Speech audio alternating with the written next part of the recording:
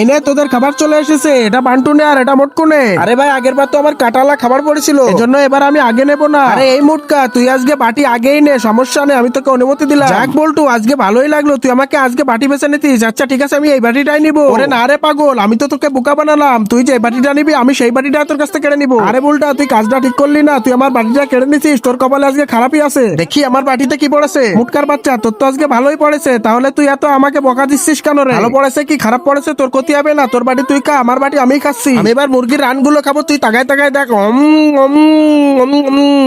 কি মজা, এটা যে কি মজা। শালা পল্টু, বাবরচি যে এত সুন্দর রান্না করে, আমার শুধু খেতে ইচ্ছা করে। বাবরচির এই রান্নাটা অনেক সুন্দর, আমি খালি অনেক মজা করে খাই। চপ্পলপুরির খাবার একদম। মুটকার বাচ্চা আস্তে খা, না হলে মরলি। এবার আমার পালা, আমার বাড়িতে কি আছে সেটি দেখার আগে তুমি যদি বলতে পারো কয়জন শেফ এখানে মাংস পোড়াচ্ছে, তাহলে একটা লাইক করে কমেন্টে বলে যাও। আর যদি এই ছবিটি পছন্দ হয়ে থাকে তাহলে একটা সাবস্ক্রাইব করে যাও। আরে মুটকা, এটা কি? আমার কপালে তো শুধু আটার দলা পড়েছে, আরো এটা তো পচা। আমি এটা কিভাবে খাবো? মুটকা, আজকে আমার সাথে একদম চিটারি করলি তুই। যত করবা চালাকি তত বুঝবা চালাকি, আমার সাথে পাইতারা।